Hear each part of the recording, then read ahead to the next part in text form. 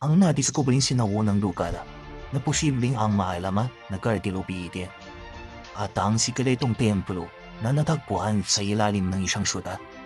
Kamusta mga kaibigan? Yours truly nga pala Kadilagilalas. Samahan niyo kami at ating puntahan ang mga maiwagang lugar sa ating mundo. Pero bago yan kaibigan, huwag mong kalimutang mag-subscribe at pakikilig ang bell button para sa bagong mga video. Let's go!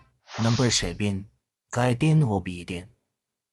Noong 1994, ang isang tagapastor sa Eastern Turkey ay aksidenteng nadiskubre ang posibleng maalaman na Garden of Eden.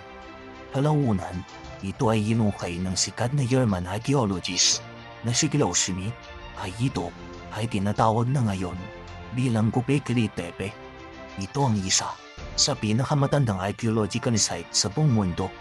Ito ay may tuturing na misteryoso dahil sa maraming dahilan, pero lalo na ang edad nito dahil ito ay posibleng nasa 13,000 taon na. Sa sobrang tanda nito, itinayo ito 7,000 taon bago ang Stonehenge at 6,500 taon na nauna sa Piramide of Giza.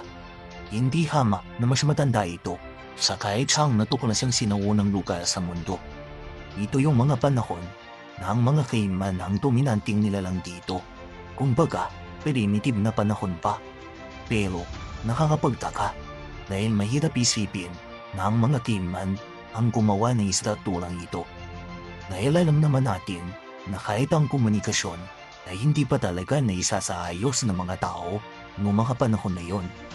Pero hindi rin naman natin may pagkakaila ang mga resulta ng carbon dating nito. Dahil yan, may ilang naniniwala na ang Göbekli Tepe ay ang sikat na Garden of Eden na binanggit sa Biblia.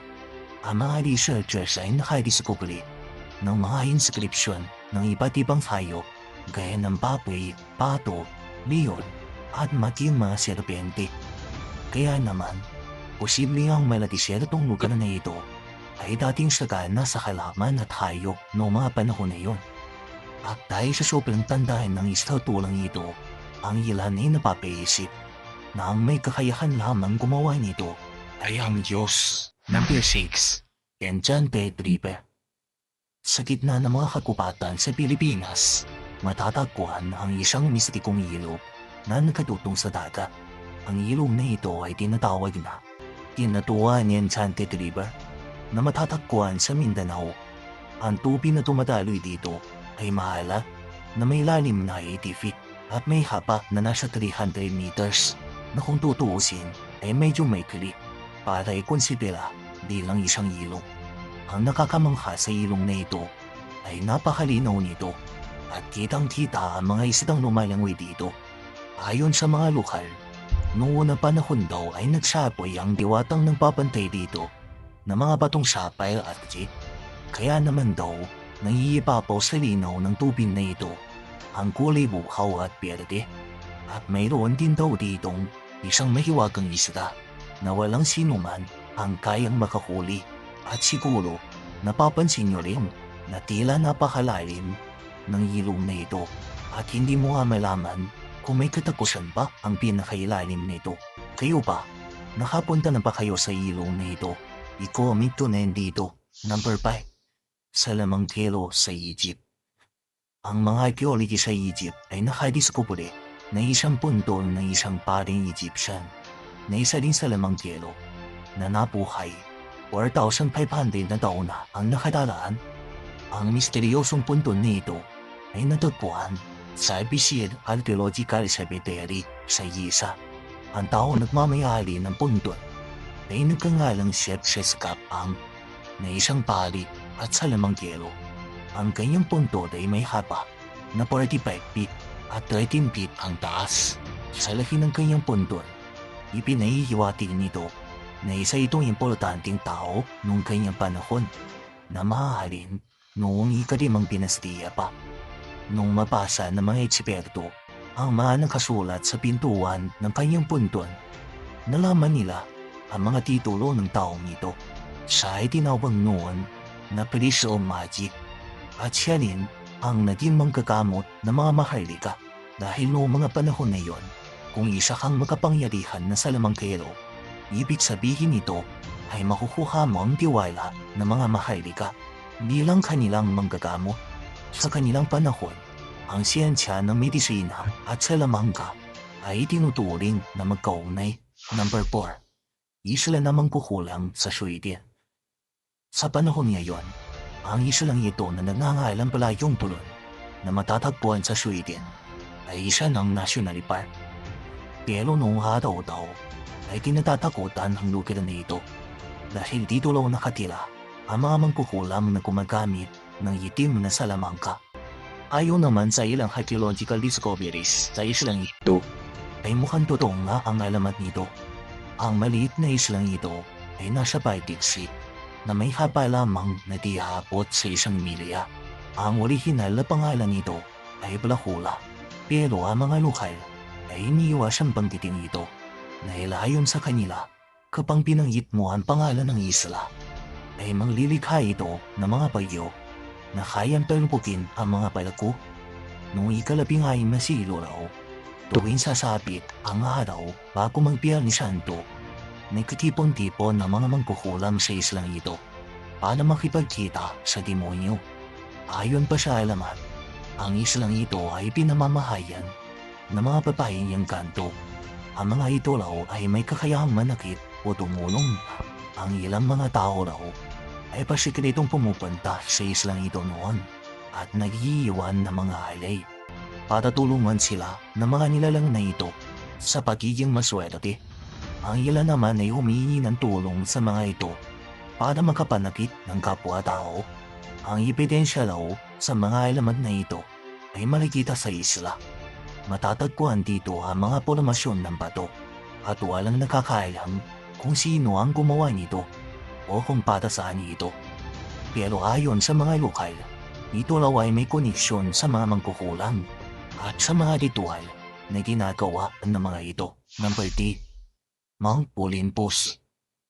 Marami sa atin ang pamilyar na sa Mount Olympus.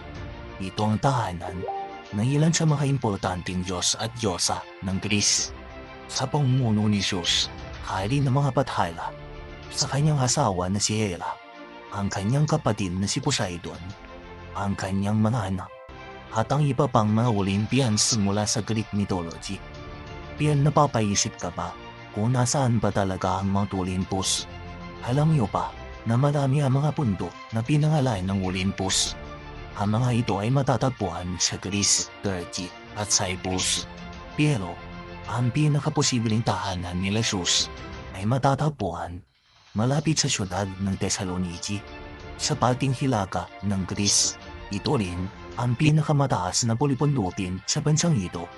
May taas ito na 9,570 feet.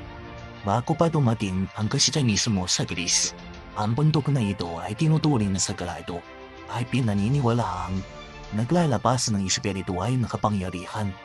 Dahil sa taglay na hiwaga nito, sinasabing dinadayo ito ng mga ermitanyo at monghe sa Europa at tumitira sila sa mga kuweba nito. Pero noong lumaganap ang Kristyanismo sa Greece, ay nahinto ang pagbisita ng mga tao sa sagradong bundok na ito. Number 2. Mayong. Ang sinaunang nayon ng Mayong ay tinuturing tinoon na black magic capital ng India. Ang tahimik na bayang ito ay matatagpuan sa dulo ng Brahmaputra River at mukhang isang ordinaryong pamayanan lang. Pero ang pinagmulan nito ay nagmula pa sa mga panahon ng sinaunang lalawigan ng Assam. Nabanggit ito sa isang mitolohiyang epiko na tinatawag na Mahabharata, isang religious text na naglalaman ng kwento tungkol sa mga Diyos at Diyosa ng mga Hindu. Naglalaman ng libro ito na mga labanan ng mga bayani at mga Diyos na puno ng mga epikong kwento at halaman. Ayon sa libro, sa nayon ng Mayong, nakuha ni Chief Gatotkaca ang kanyang kapangyarihan. Ang mga kwentong ito ay nagpasalin-salin na magpasa hanggang ngayon.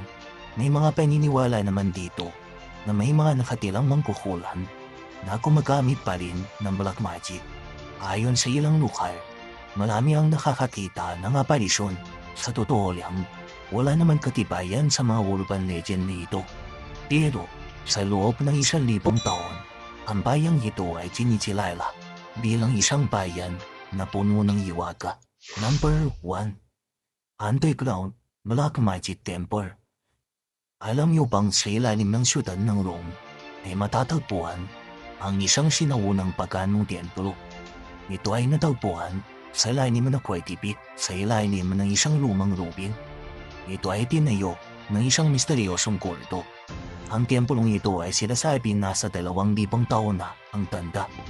Hindi ito sinasadyang matuklasan noong 1917 dahil sa construction na ginagawa noon para sa mga rilis ng tren. Naniniwala ang mga historians na noong unang siglo, ginamit ito bilang isang eskwelahan ng mistiko na ipinatayulaw ng isang may impluwensyang pamilya noon sa Rome na pinamumunuan ni Titus Statilius Taurus. Ang taong ito ay imbestigahan noon dahil sa di umano paggamit ng black magic at sa pagsasagawa ng mga maanumaliang aktibidades sa ilalim ng lupa.